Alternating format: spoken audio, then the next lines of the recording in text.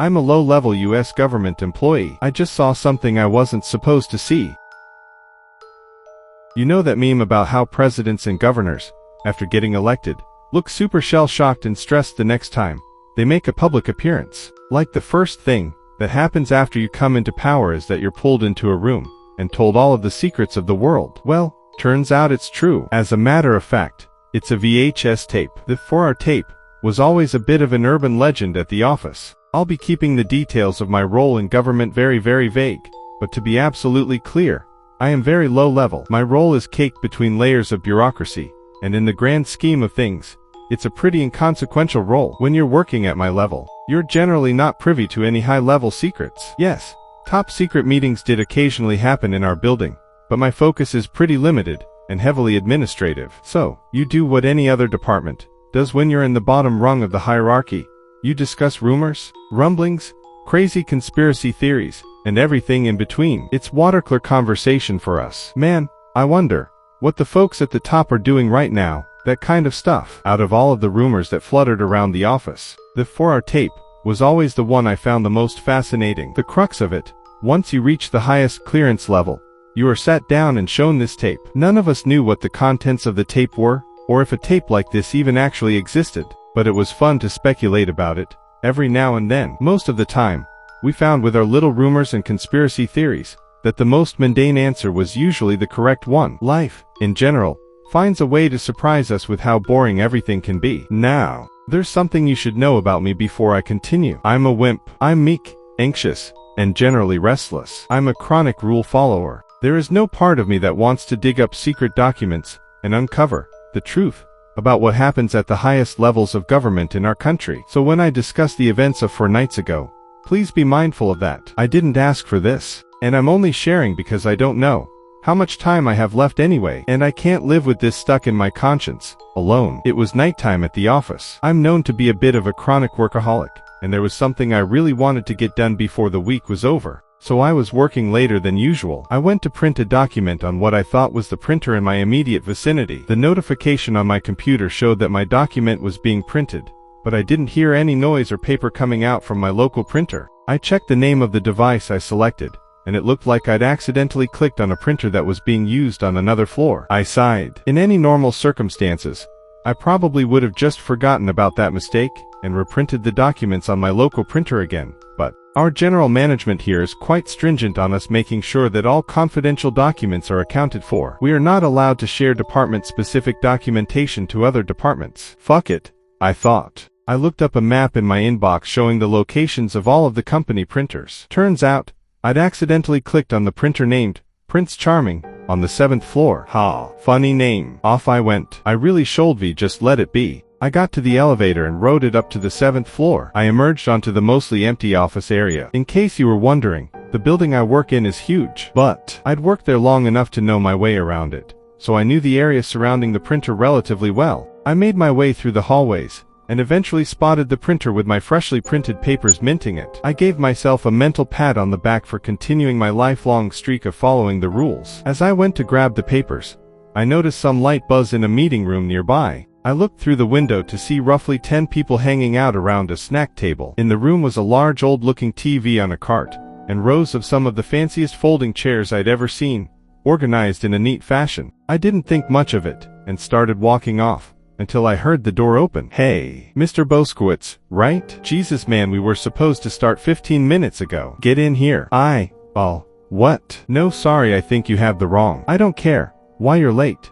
Just get in here. Grab a plate of snacks and sit down. We're starting soon. Put your phone in the bag, electronic watch in the bag, and anything else on your person that can be used to record audio or video, he responded hastily. Something about his sternness and tone short-circuited my brain. For guys like me, there is a third option beyond fight or flight. It's called the just go with it until it's over, also known as the captured rabbit strategy. I put my phone and my watch in the bag. I meekly tried to butt in with another, "Sir, I'm not Mr. Boskowitz," but he had already pulled me into the room at this point. He closed the door and walked to the front by the TV. I thought about making a break for it, but I decided to just see it through at this point, hoping deep down that whatever was happening was as inconsequential as my job was. Everyone had their snack plates, and were heading to their seats. I awkwardly grabbed a muffin from the snack table, and ate it, until I felt put it on a napkin, and took a seat in the very back row. Everyone was spaced out from each other. It didn't seem like any of these folks knew one another. I quietly sighed at the thought of having to sit through some sort of boring informational seminar or irrelevant training session. After a few minutes of everyone settling in,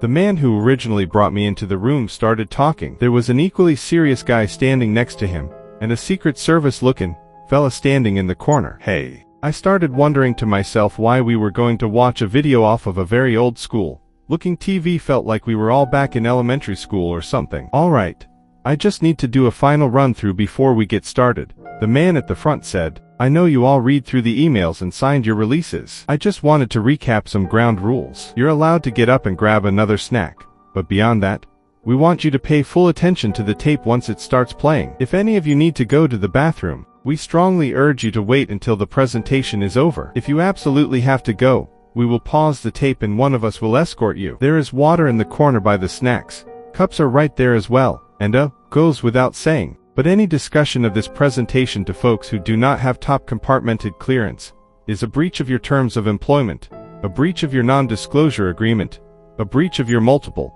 signed releases, a breach of the U.S. Criminal Code in the state of redacted, and a breach of the conditions laid out by the Committee for the Protection and Preservation of Human Consciousness. They started dimming the lights. Fuck. It felt like I had missed any window of opportunity. I had to leave. Too late. That committee name he highlighted sounded way above my clearance level. One of the men at the front of the room pulled out a VHS tape from a bag, and very slowly and securely put it into a VHS player. He pressed play. I took a deep breath. Those watercooler conversations I'd had with my coworkers were starting to float to the top of my mind, but I quelled them. There was probably no need for panic. It was just a stupid government meeting, right? The tape started. The beginning was familiar enough. Various disclaimers about this being incredibly confidential material, yada yada yada, insignias of relevant organizations, presidential libraries, etc. I'd seen lots of videos like this already. But wait, that insignia looked strange, like something was off. I scanned it. Presidential libraries. That same eagle. Those same stars. Weird. This time,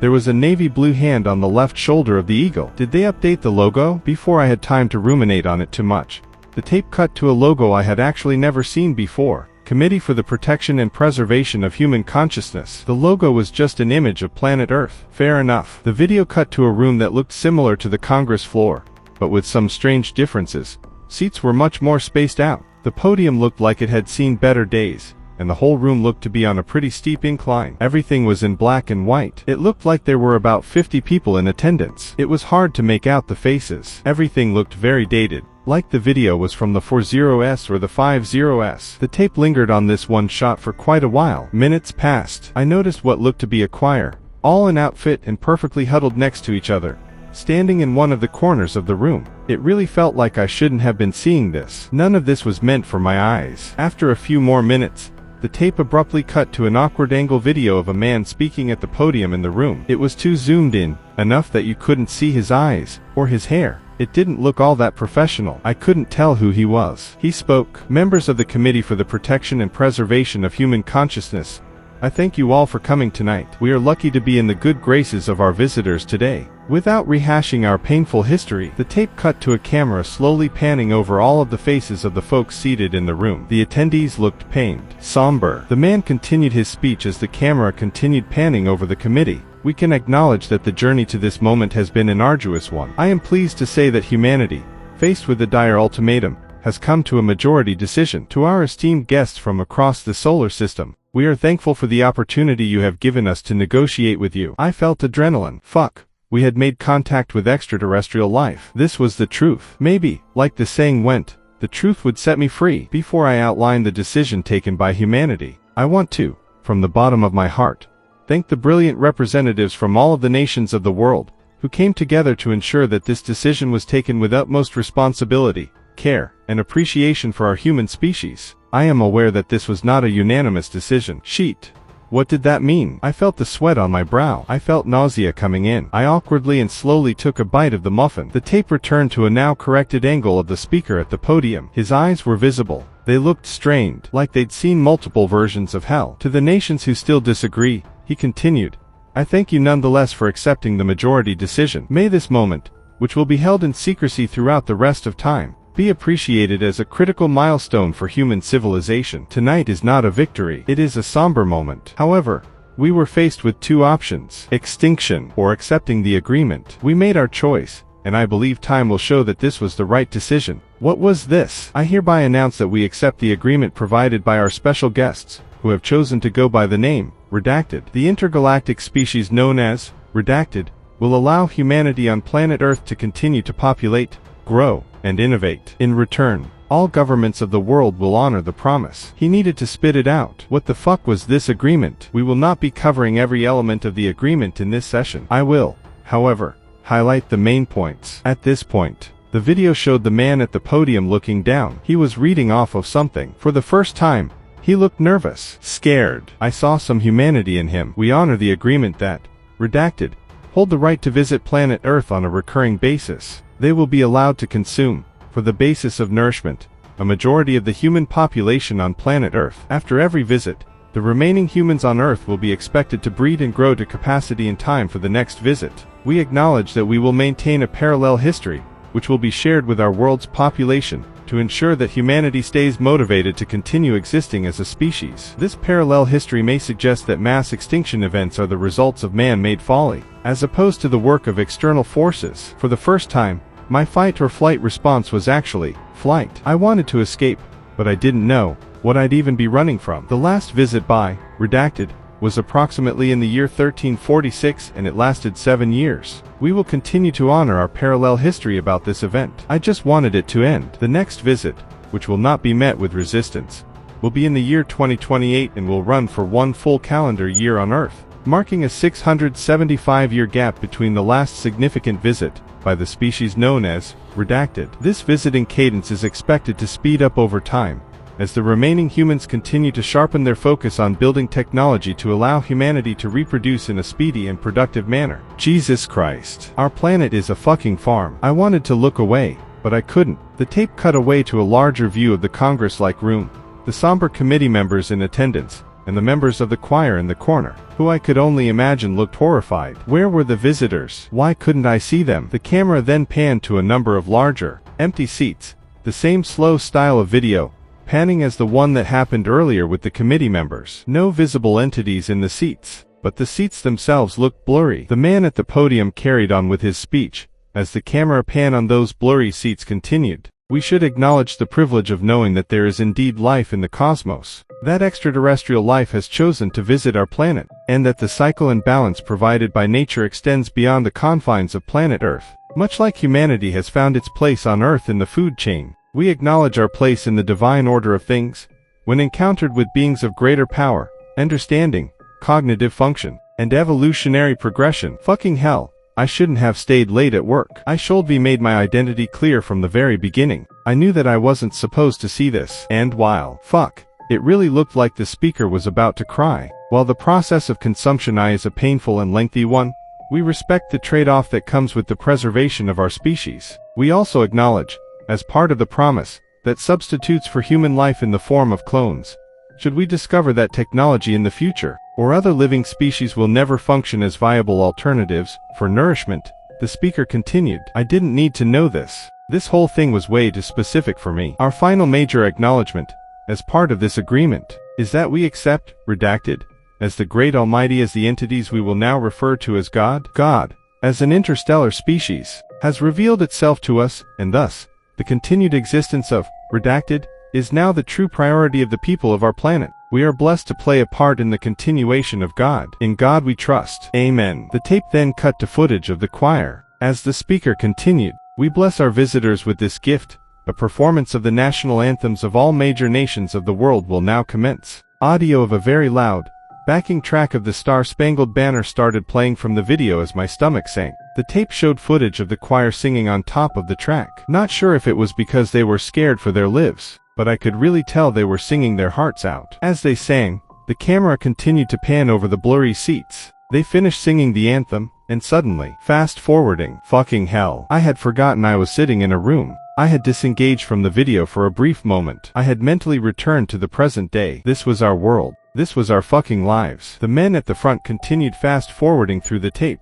It looked like they were skipping through performances of the other national anthems. The fast-forwarding went on for a while. Every small while, it looked like a new choir group was entering the Congress-like room to sing a different national anthem. On and on the tape went. I had to fight the urge to pass out. One of the men at the front of our room, standing next to the TV, started speaking up. "We are legally obligated to get to the end of this tape, but you don't need to look at the rest of it. Please feel free to look down, or close your eyes, or grab a snack," he said. I noticed the others seated in the room were taking that advice. Most of them decided to look straight down. For some weird reason, I couldn't look away. The fast-forwarding progressed. On the tape, it was yet another choir group joining to perform an anthem, and then another, and then another. It looked like we were near the end. The fast-forwarding now showed a conversation between the man at the podium and another man who was whispering in his ear. The man at the podium was vehemently shaking his head. The other man continued whispering. This continued on. Eventually, there was a quick moment of the man at the podium begrudgingly nodding.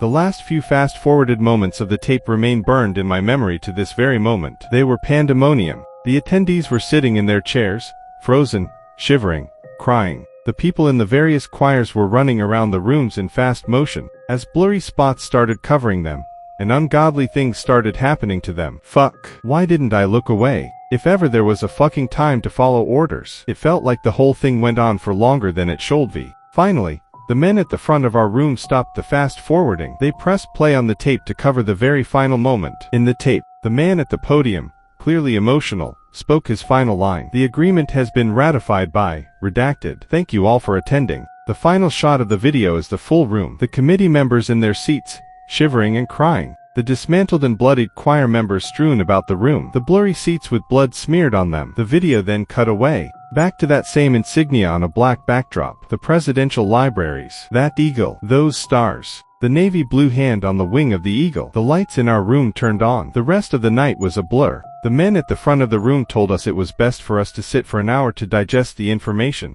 No discussion about the video was allowed to take place. When we were ready to stand, we were allowed to leave and go home. They gave us some pointers on how to accept the information over the coming weeks. Things like taking long walks, exercising, watching a sitcom, etc. I wasn't worried about them realizing that I wasn't supposed to be there. If anything, I felt a strange camaraderie with everyone in the room. We were all, truly, in the same boat. As soon as I left the building and got in my car, I just drove for as long as I could. I would stop for gas, then I'd keep driving. I'd stop again, then I'd keep driving. Again. And again. I'm holed up in a hotel now. I'm just glad I could get this off my chest. The funny thing is, all I can think about is the length of that stupid tape. While I can't confirm, I feel like if it were played straight through without fast forwarding, it would have only been 3 hours. I wonder if the, for our tape, rumor came from the fact that we all needed that extra hour to digest the information. And now, you're probably wondering, why don't I name the species that is going to spell humanity's doom throughout the rest of time? Why am I calling them redacted? Well, as the self-appointed leader of the